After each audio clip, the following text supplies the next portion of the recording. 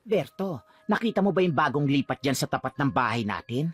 Yung dalagang maraming dalang paso kahapon? Bakit? Ano meron? Nako Berto, kaninang umaga, nakita ko siyang namumulot ng mga bote at lata sa tambakan dyan sa dulo. Tapos ayun, dinala niya sa bahay at isinabit isa-isa sa sampayan. Oh, bakit naman niya isasabit sa sampayan ng mga basura? Ay nako, ewan ko Berto, hindi ko rin alam. Pero parang may saltik yata yung babaeng yun eh. Sino bang matinong tao ang gagamit ng basura pang dekorasyon sa bakuran? Tumawa lang si Berto, ngunit halatang interesado rin sa kwento ng asawa. Habang nagkakapi silang dalawa, panay ang sulyap nila sa bahay ni Rowena. Tahimik ang paligid ngunit ang bibig ni Corazon ay parang may sariling buhay. Kanina habang naglalaba ko, naririnig ko nagsasalita mag-isa. Aba, akala ko may kausap. Yun pala wala. Ang kulit pa ng tono, parang kinakausap niya yung mga paso. Baka naman nagme-meditate lang, Cora. Meditate? Aba, kung ganyan ang pagme-meditate, delikado yan. Maya-maya pa ay may kumatok sa pinto. Agad na tumayo si Corazon. Nagmamadaling binuksan at halos mapaatras nang bumungad sa kanya ang babaeng pinag-uusapan nila.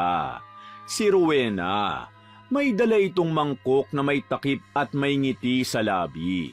Magandang araw po. Ako nga po pala yung bagong lipat dyan sa tapat. Ako po si Rowena. May dala po akong ulam. Niluto ko po ito. Nako, ano namang klaseng ulam yan? Bakit kulay itim? Dinuguan po yan. Masarap po yan. Tikman niyo po. Napatitig si Corazon sa mangkok. Maitim, malapot at hindi kaaya-ayang tingnan. Nang tumingin siya sa mukha ni Rowena ay ngumiti ito. Yung ngiting inosente ngunit may kapintasan sa mata ng isang tulad ni Corazon. Napansin niyang puro itim ang ngipin ng babae, marahil dahil sa dinuguan. Imbis na magpasalamat, sinara ni Corazon ang pinto habang hawak ang mangkok. Berto, tignan mo to. Nakakadiri naman ng babaeng to. Hindi marunong magsipilyo. At yung mangkok, Diyos ko, ang dumi oh. Ang daming itim-itim sa gilid. Ano ba yan, Cora? Oh, mukhang masarap naman ah. Paborito ko pa naman to. Akin na. Huwag mong kainin, Berto. Sinabi ng madumi. Hindi na natapos ni Corazon ang sermon niya. Agad nang tinikman ni Berto ang dinuguan. Nung unay nasarapan pa siya, ngunit ilang sandali lang ay napatigil ito at biglang niluwa ang kinain. Nakita nila ang dalawang maliliit na bato sa palad ni Berto. Ay hayop na. Sinong matinong babae ang magluluto ng dinuguan na may sahog na bato? Balak ba tayong lasunin ng babaeng yon? Mapuntahan nga. Cora, saan ka pupunta? Hayaan mo na. Baka hindi lang niya napansin at naisama sa mga sahog. Ngunit hindi na siya pinakinggan ni Corazon. Lumabas ito ng bahay at bit-bit pa ang mangkok. Sumunod si Berto na napakamot na lang ng ulo. Rowena! Rowena, lumabas ka riyan! Paglipas ng ilang sandali, bumukas ang pinto ni Rowena. Lumabas siyang nagpupusod ng buhok gamit ang inunat na plastik. Kalmado ang mukha na lalo lang nagpainit ng ulo ni Corazon. Bakit po? Nasarapan po ba kayo sa luto ko? Meron pa po rito kung gusto nyo. Mas lalong kumulo ang dugo ni Corazon. Ang ngiti ni Rowena ay tila pang-asar. Pati ang ngipin nitong may bahid pa rin ng itim, tila insulto na sa kanya. Hindi ako pumunta rito para humingi ulit. May bala ka bang lasunin kami? Bakit may mga bato itong dinuguan mo? Pasensya na po. Ganyan lang po talaga ako magluto. Nakasanayan na po sa amin yan eh. Galing pa po sa mga ninuno namin. Mas sumasarap daw po kasi pag may kakaibang sangkap. Natigilan si Corazon. Akala niya ay aksidente lang.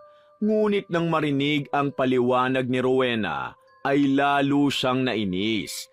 Kung ganon, huwag ka nang magbigay ng ulam kung madumi. Kung paniniwala nyo yan, huwag mo idamay ang ibang tao.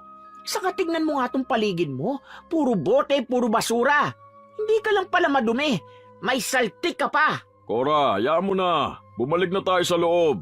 Anong hayaan, Berto? Yang babaeng yan na ubod ng dumi, binigyan tayo ng ulam na may sahog na bato. Kung hindi may saltik yan, ewan ko na lang. Sobra naman po kayong magsalita. Gusto ko lang naman pong magpakilala kaya nagbigay ako ng ulam. Hindi ka namin kailangan makilala, lalo na kung galing sa'yo ang ulam na yan. Ang dumi mong babae. Pabalagbag na ibinalik ni Corazon ang mangkok. Dahil tuloy doon ay kumalat sa sahig ang dinuguan at may ilang tumalsik pa sa paa ni Rowena. Tahimik lang ang babae. Nakatingin lang habang papalayo ang mag-asawa. Ilang minuto matapos silang umalis, lumapit si Bien. May bitbit itong pako at martilyo. Tila galing sa trabaho, ngunit halata sa mukha ang pag-aalala. Nakita kong ginawa nila. Pagpasensya mo na si Aling Cora, ganyan talaga yun eh. Mahilig itaas ang sarili sa pamamagitan ng panlalait sa iba. Huwag mo na lang pansinin. Sino ka naman? Ako si Bien, taga-kabila lang. Ikaw si Rowena, di ba? Oo, ako nga yun. Pasensya na talaga. Sanay ka na siguro sa ganyan pero dito, mabilis kumalat ang kwento. Pag hindi ka katulad nila, naku, may kulay agad ang pangalan mo. Sanay na ako.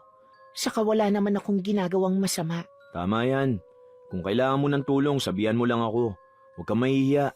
Hindi lahat ng tao rito, katulad ni Aling Cora. Salamat. Tahimik na naglakad si Bien palayo. Si Rowena naman, yumuko at pinulot ang mangkok. Hindi siya umiiyak ngunit bakas ang lungkot at hiya sa mukha. Samantala, sa bahay ni na Corazon, patuloy ang pagdadabog at daldal ng ali. Hindi siya mapakali. Parang gusto niyang ipamukha sa lahat kung gaano kabaliw ang bagong kapitbahay nila. Bukas, Berto, pupunta ako kina Aling Maring. Kailangan nilang malaman kung anong klase ng babae ang lumipat dyan.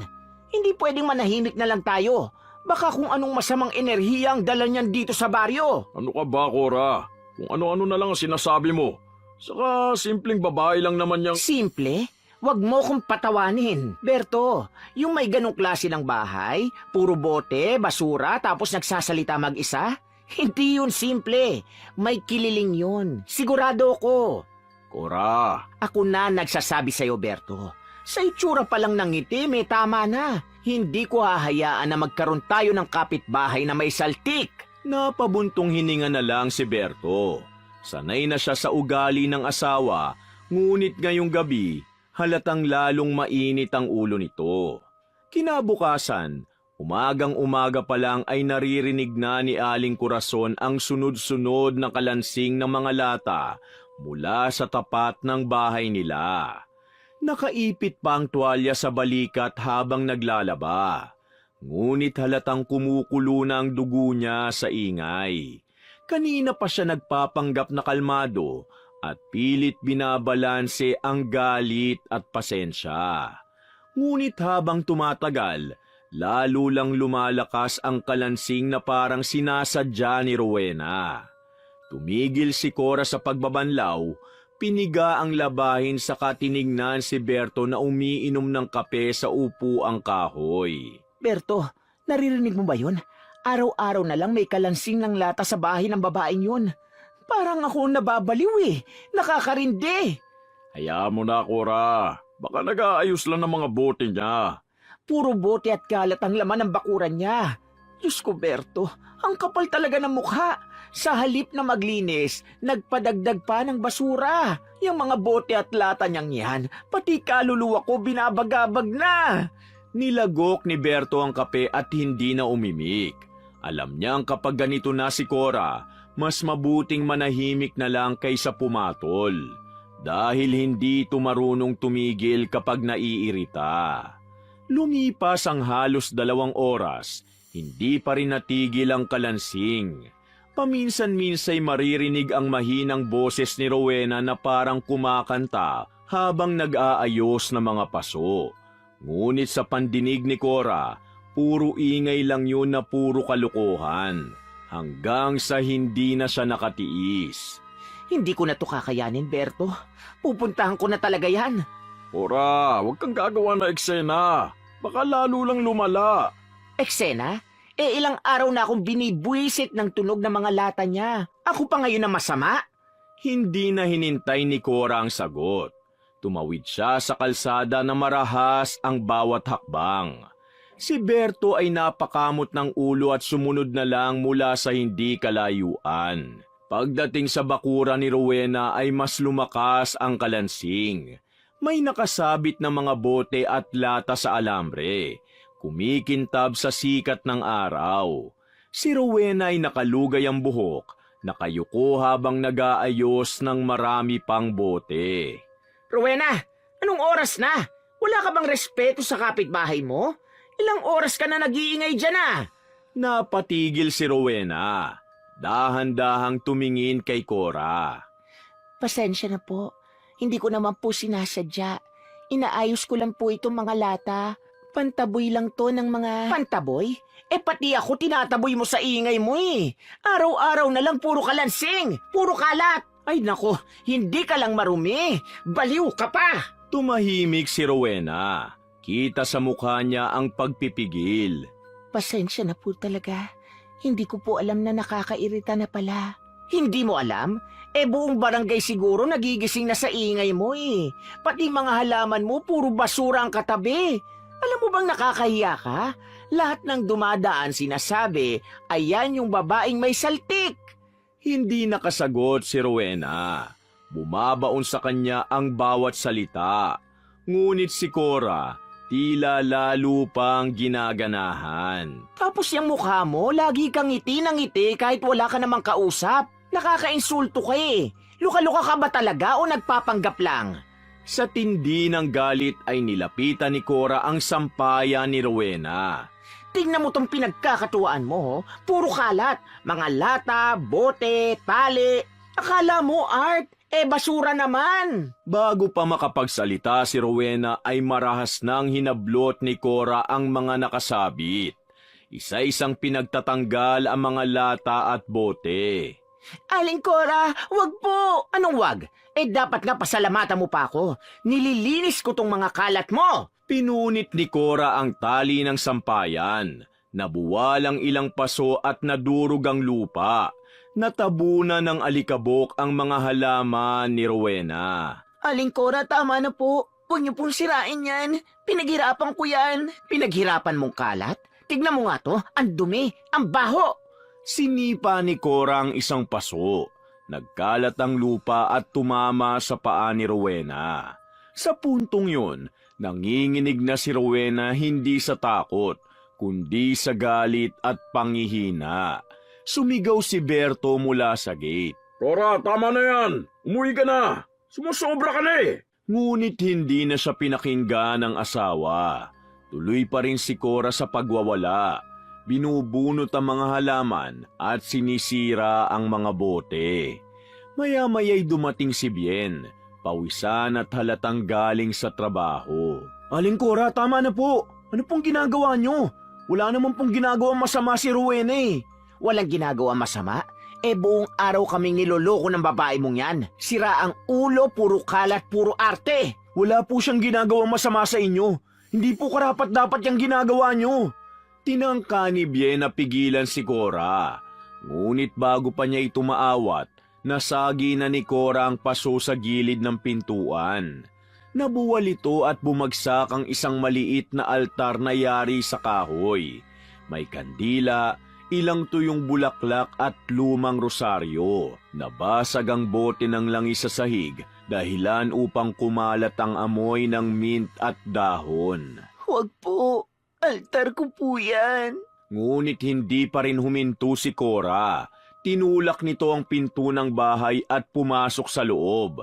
Tignan mo tong loob mo. Puro bote, puro dahon, puro kalat. Diyos ko, Rowena, ganito ka pala. Hindi bahay to, kundi basurahan. Sa sobrang gulat, napaiyak si Rowena. Nilapitan niya ang altar. Pinulot ang nabasag na bote at dahan-dahang tinipon ng mga piraso. Lumabas na po kayo. Maawa po kayo sa akin. Aling Cora, lumabas na po kayo bago pa may masaktan. Hinawakan ni Bien ang braso ni Cora at marahang inakay palabas. Si Berto ay tulala lang sa gilid, hindi makapaniwala sa inasal ng asawa. Paglabas ni Cora, hawak pa rin ito ang ilang tuyong halaman na parang ebidensya ng kabaliwan ni Rowena. Tignan nyo! Eto ang patunay. Puro dahon at bote ang laman ng bahay niya. Baliw yan! May saltik talaga!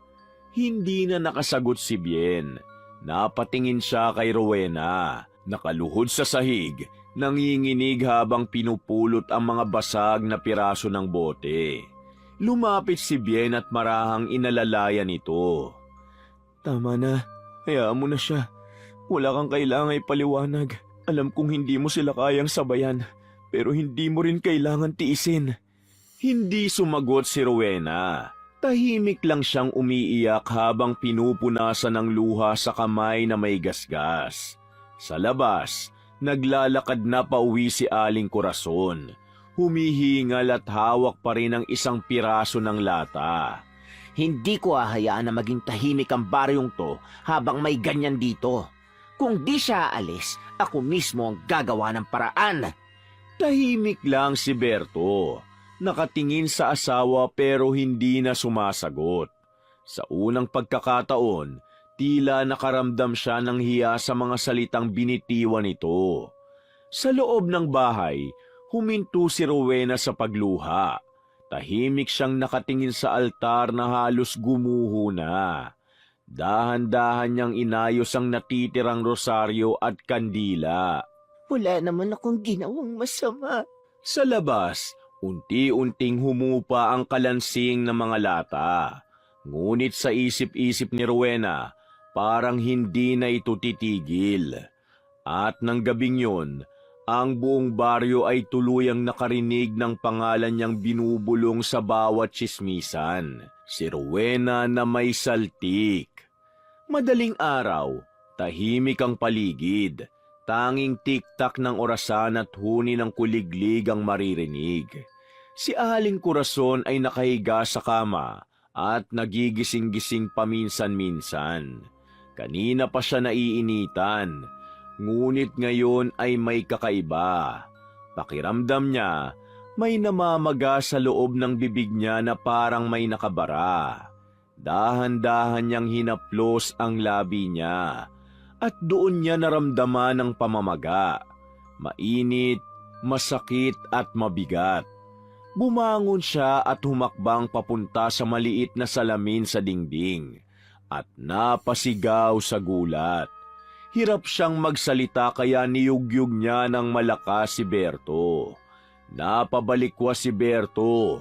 Pupungas-pungas at agad napatingin sa asawa. Ano nangyari sa'yo, Cora? Hindi makapagsalita si Cora. Halos hindi maibuka ang bibig. Ang labi niya ay namaga at ang dila niya ay parang nilamon ng sariling bunganga. Hindi niya maikilos yun at halos hindi rin siya makahinga. Diyos ko, Cora, ano nangyari sa labi mo? Ang laki! Parang ube! Pilit na nagsalita si Cora ngunit puro kalabog at ungol lang ang lumabas. Itinaas niya ang kamay niya upang ipakita kay Berto na may mga pasa na kulay ube rin at parang namamaga. Bakit ganito ang kamay ko? Nilapitan agad siya ni Berto at hinawakan ng kamay. Nagulat siya at malambot ang laman na parang tinapay. Kapag pinisil ay bumabakat ang daliri. Cora, masakit ba? Tumangulang si Cora. May luha na sa mga mata niya. Hindi lang dahil sa sakit, kundi dahil sa takot. Magbihis ka. Dadaling kita sa health center. Tumangulang siya habang hawak ang bibig. Niyakap siya ni Berto at magkasabay silang lumabas ng bahay. Tahimik ang buong kalsada, walang katao-tao. Tanging yapak ni Berto at mahinang daing ni Cora ang maririnig. Pagdating nila sa health center, mabilis silang pinapasok ng mga nurse. Iniupo si Cora sa isang kama habang nilalapitan ng doktor. Sinilip ng doktor ang loob ng bibig ni Cora. Hinawakan ng baba nito at tinapik-tapik ang pisngi. Kinuhang maliit na ilaw at sinuri ang lalamunan. Pagkatapos ay tinignan ng mga kamay niyang may mga pasa. May isang nurse na nagsusulat at isa pa na nakamasid lang. Si Berto naman nakatayo sa gilid, pawis na pawis at hawak ang tuwalya. Pagkalipas ng ilang minuto, ibinaba ng doktor ang chart at nag-usap sila ng mga nurse. Walang masyadong ekspresyon sa mukha. Maya-maya, lumapit ang doktor at may inabot na reseta kay Berto. Nakasulat doon ang pain reliever, antihistamine, tubig at pahinga. Allergic reaction. Yun ang sabi, walang dapat ipag-alala. Pagkatapos ng ilang oras ay pinauwi sila. Pagdating sa bahay, halos hindi na makalakad si Aling Corazon. Namamaga pa rin ang labi niya at mas lumaki pa ang dila. Kahit tubig hindi niya halos mainom. Ang mga kamay niya ay dumami ang pasa. Ngayon, pati pagitan ng daliri ay nangingitim na. Umupo siya sa mesa at tinakpan ng tuwalya ang bibig, habang nakatingin lang kay Berto. Ang sakit, Berto. Ang sakit. Isin mo lang muna, Cora. Sabi ni Doc, lilipas din yan. Hindi normal to. Baka nga allergy lang yan. Baka sa kinain mo kahapon. Hindi ganito ang allergy. Halos hindi maintindihan ang mga sinasabi niya. Bawat bigkas ay may kasamang pighati at garalgal. Minsan, pinipilit niyang isubo ang kanin, ngunit tumutulo lang ito sa gilid ng labi niya. Cora, itigil mo muna yan. Mamaya mo na subukang kumain. Tinulak ni Cora ang plato. Napahawak sa pisngi at napaiyak. Hindi lang dahil sa sakit kundi dahil sa hiya, sa galit at sa takot na baka hindi na ito mawala. Kinahapunan, nakatulog si Berto sa silya sa tabi ng kama. Si Cora naman, nakahiga at tulala, nakatingin sa kisame. Naririnig pa rin niya sa isip ang sinabi ng doktor na walang kakaiba. Ngunit ang nararamdaman niya ay ibang-iba. Tuwing gumagalaw ang dila niya, parang hinihila ng pako. Tuwing itataas ang kamay, para itong napupunit sa loob. Minsan ay sinubukan niyang ipikit ang mata upang makatulog. Ngunit bawat pagdampi ng hangin sa labi niya ay tila apoy. Bumangon siya, dahan-dahan at lumapit sa salamin. Nang makita niyang sarili, napasinghap siya sa takot. Mas lumaki pa ang labi niya. May mga linyang kulay ube sa gilid ng pisngi. Ang dila niya parang may pasa at may bahid ng asul. Hindi niya napigilan ang sarili. Nagsimulang tumulo ang luha niya habang nakatingin sa refleksyon. Kung sino man ang babaeng nasa harap niya, hindi na siya yun. Bakit ako? Hindi niya alam kung kanino siya nagtatanong. Sa Diyos, sa sarili o sa kung sino man. Ang tanging alam lang niya, unti-unting nauubos ang lakas niya. Kinabukasan, hindi na siya bumangon agad. Nasa higaan lang siya buong umaga. Si Berto lumabas para bumili ng gatas at gamot. Pagbalik niya ay tahimik pa rin si Cora. Sinubukan niyang lapitan at kausapin ito, ngunit nakatalikod lang. Hindi gumagalaw at hindi sumasagot. Nakabimpo pa rin sa bibig, hawak-hawak ang kamay na nangingitim. Paglipas ng ilang oras, maririnig na naman ang mahinang pag-iyak. Minsan mahinang singhot, minsan garalgal na iyak na pinipigilan. Walang mas malakas na ingay sa bahay ngayon. Wala na ang boses ni Cora na laging nagrereklamo. Wala na rin ang kalansing ng mga lata mula sa kabila. Tahimik na tahimik. Sa kabilang bakod, nakaupo si Rowena sa harap ng maliit na altar.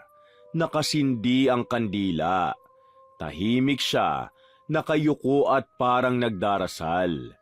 Hindi niya naririnig ang ingay mula sa bahay ni Cora, ngunit alam niyang may nangyayari. Ramdam niya sa hangin.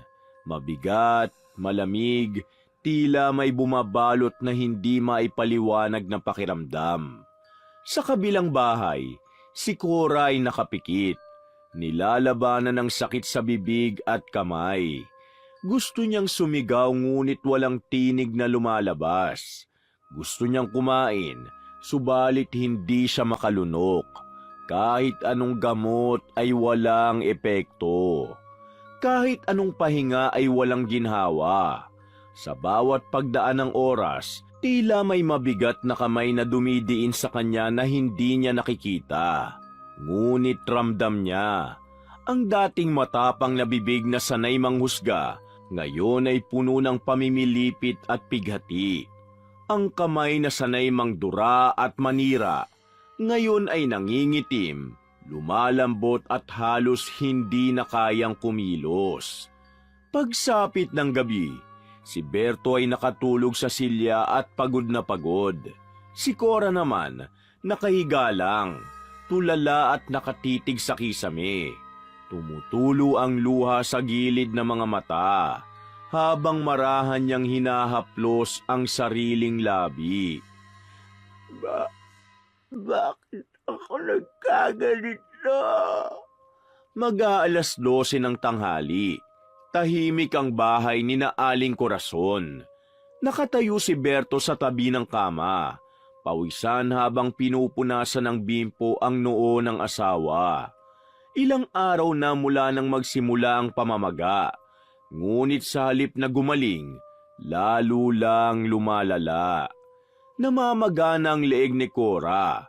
Ang dila ay halos hindi na magkasya sa bibig. Hindi na siya halos makapagsalita ng tuwid. At ang mga kamay niyang nangingitim ay tila unti-unting natutuyo. Cora, uminom ka muna ng gamot. Baka sakaling gumaan ang pakiramdam mo. Umiling lang si Aling Corazon. Umiiyak habang tinatakpan ng bibig. Bawat galaw ng panga ay may kasamang kirot na parang tinutusok ng karayom. Hindi na niya alam kung alin ang mas mabigat, ang sakit o ang hiya sa sarili. Berto, baka mamatay na ako. Huwag ka magsalita ng ganyan, Cora. Lilipas din to. Baka nga tama ang doktor. Allergy lang. Ngunit kahit anong salita ni Berto, halata sa mukha niya ang takot. Hindi ito ordinaryong karamdaman. Ang itsura ni Cora ngayon ay parang nilulumpo ng isang bagay na hindi kayang ipaliwanag. Kinagabihan, hindi na mapakali si Berto. Kaya kinaumagahan ay nagpasya siyang pumunta sa simbahan upang humingi ng payo. Ilang sandali pa, dumating si Father Lito sa bahay. Tahimik siyang pumasok. Hawak ang rosaryo at nang makita si Cora, ay bahagyang napailing.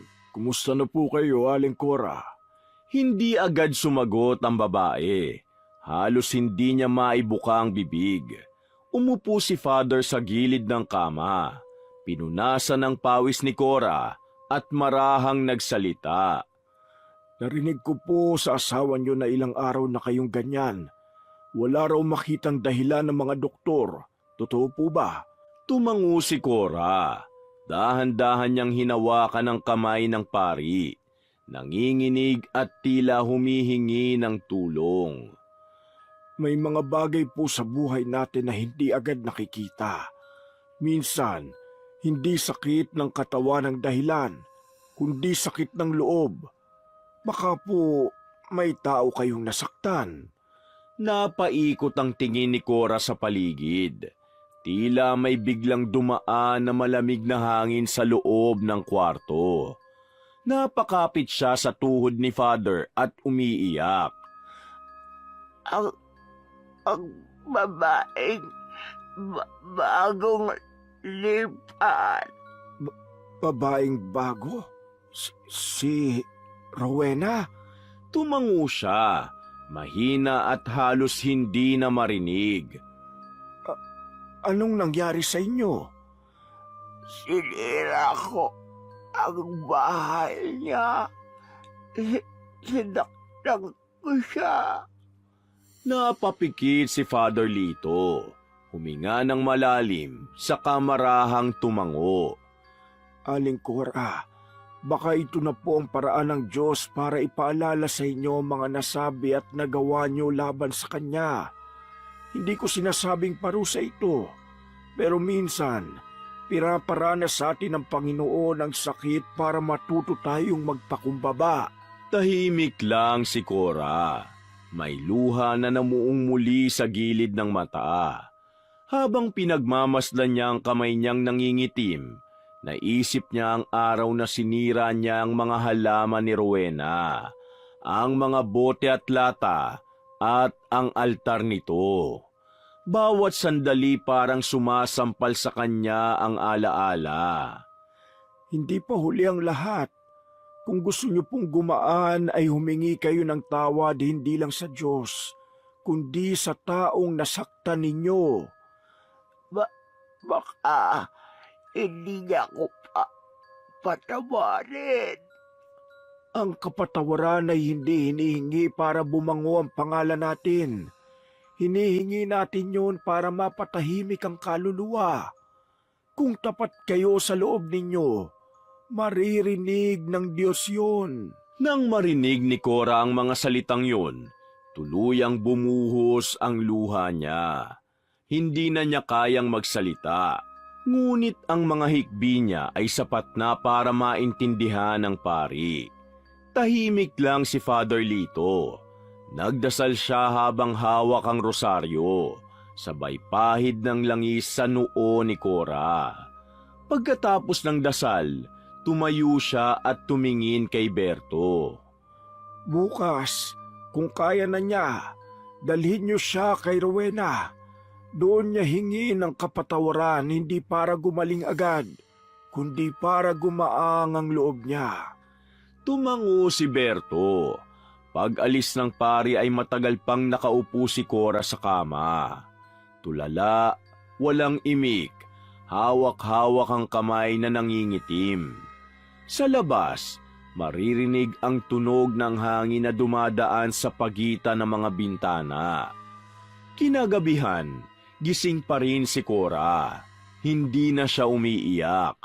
Tahimik lang siya at nakatingin sa kisame. Sa isip niya, bumabalik ang bawat eksena. Ang pangungutya, ang mga salitang binitiwan niya kay Rowena, ang pagwasak niya sa mga halaman at altar nito. Ngayon, unti-unting nauunawaan niya. Ang bawat bote na tinawag niyang basura ay may halaga pala. Ang mga halaman na tinadyakan niya ay pinagpaguran. At ang babaeng tinawag niyang baliw ay siya pa palang marunong magtiis. Rowena, pasensya na. Mahina man ang boses, ramdam ang bigat sa loob. Tapos naramdaman niyang medyo naging maayos na ang pananalita niya. Hindi niya alam kung naririnig siya ni Rowena sa kabila, ngunit sa sandaling yun, gumaan ang dibdib niya kahit papano. Lumapit si Berto at naupo sa gilid ng kama, at marahang pinunasan ng pawis sa noo ni Cora. Bukas, pupunta tayo sa kanya, Cora. Humingi ka ng tawad. Gusto kong matapos na to. Tumango si Cora. Marahan niyang hinawakan ng kamay ng asawa. Sa unang pagkakataon, hindi na galit o inis ang laman ng mukha niya. Ang kapalit ay takot, pagsisisi at pagod. Habang unti-unting humihina ang ulan sa labas, tumingin siya sa kisame. Tahimik, Walang kalansing ng bote, walang bulong at walang ingay. Ngunit sa dibdib niya, may mahinang pintig ng pag-asa. At sa unang pagkakataon, mula nang lumala ang sakit niya, nakatulog si Aling Corazon na may luha sa pisngi, hindi dahil sa takot, kundi dahil sa pag-amin na siya ang nagkamali. Kinabukasan, malamig ang hangin, at ang simoy ng lupa ay may halong amoy ng bagong ulan. Sa unang pagkakataon, matapos ang ilang araw, bumangon si Aling Corazon. Mabagal, nanginginig, ngunit nakatayo. Suot niya ang lumang bestida, at sa tulong ni Berto ay dahan-dahan silang lumabas ng bahay. Tahimik lang ang mag-asawa habang naglalakad papunta sa tapat. Ang mga hakbang ni Cora ay mabagal at mabigat. Tila bawat paglapit sa bahay ni Rowena ay may kasamang paghigop ng hiya at takot. Pagdating sa bakuran, nakita nilang nakaluhod si Rowena sa harap ng kanyang mga paso. Tulad ng dati, may mga bote at lata pa rin sa paligid. Ngunit ngayon ay maayos na, malinis at kumikintab sa araw. Nang mapansin sila ni Rowena, tumigil ito sa ginagawa. Magandang umaga po. Hindi agad sumagot si Aling Corazon. Humigpit ang kapit niya sa braso ni Berto habang nanginginig na lumapit. Nang makalapit sa harap ni Rowena, bigla siyang napahawak sa dibdib. Para bang gusto niyang umatras, ngunit pinigilan siya ni Berto. Sige na, Cora. Sabihin mo na. Rowena. Tigil hininga niyang sinabi ang pangalan. Bumigat ang boses niya, tila galing sa loob ng dibdib. Opo. Ano po yun, Aling Cora? Sandaling katahimikan. Tanging huni ng ibon at tunog ng hangin sa mga bote ang maririnig. Hanggang sa tuluyang bumigay ang tinig ni Aling Cora. Patawarin mo ko, Rowena. Nabigla si Rowena. Hindi niya inaasahan ang maririnig. Si Aling Cora, ang babaeng minsang sumigaw sa kanya sa harap ng mga tao, ngayon ay nakayuko, nanginginig at lumuluha. Aling Cora, ako na siguro ang pinakamasamang kapitbahay na nakilala mo.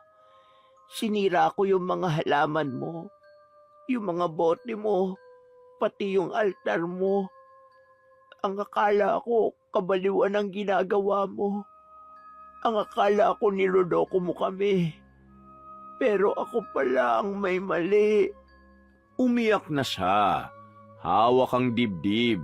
Nanginginig ang mga kamay na dati naninira. Ngayon ay nakataas bilang paghingi ng tawad. Wala kang ginawang masama, Rowena. Ako lang ang mapagmataas. Hindi kita tinulungan pero ako pa yung unang humusga. Lahat ng salita kong binato sa'yo, gusto ko sanang bawiin. Pero huli na, ang sakit ng katawan ko. Marahil yun ang ganti ng mga salitang binitiwan ko. Tahimik lang si Rowena. Dahan-dahan siyang lumapit. May lungkot sa mga mata niya. Nakita niyang nangingitim pa rin ang mga kamay ni Cora. Ngunit ngayon ay marahang nanginginig at hindi na sa galit, kundi sa pagsuko. Hindi ko po alam kung anong sasabihin ko. Pero matagal ko na po kayong napatawad. Siguro, kung may paliwanag man sa nangyari sa inyo, yan ay dahil sa gabay ko. Nanggaling po ako sa pamilya ng mga manggagamot, Aling Cora. Ang ninuno namin ay patuloy na gumagabay sa amin at sila minsan ang gumaganti para sa akin. Ha? Anong ibig mong sabihin, Rowena? Noong araw na sinira niyo po ang mga halaman ko, umiyak po ako, oo. Pero hindi po ako nagalit. Kasi alam ko po kung gaano kabigat minsan ang puso ng tao kapag puno ng galit. Ang galit kasi, Aling Cora, parang apoy yan. Akala natin ibang sinusunog, pero sarili pala natin.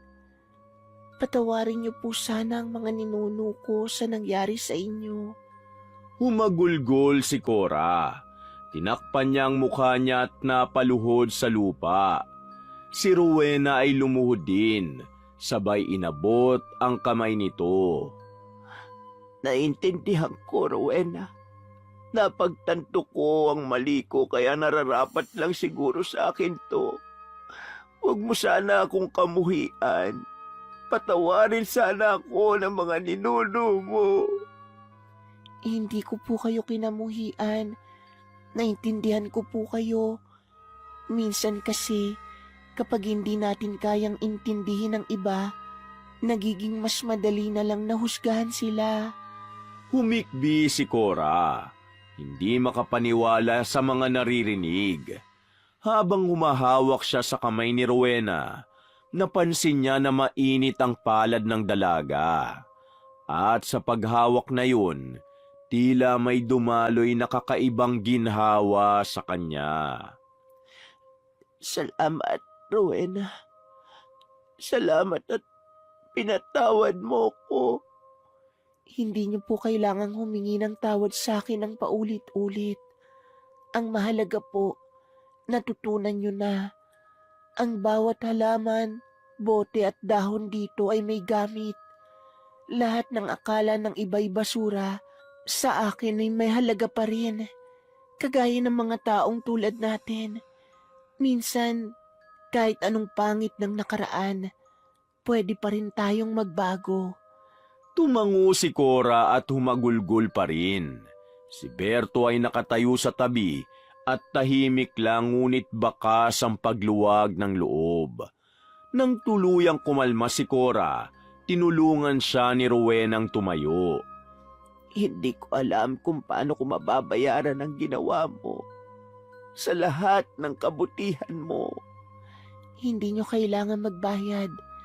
Kung gusto niyo pong tumulong, tulungan niyo na lang akong magtanim.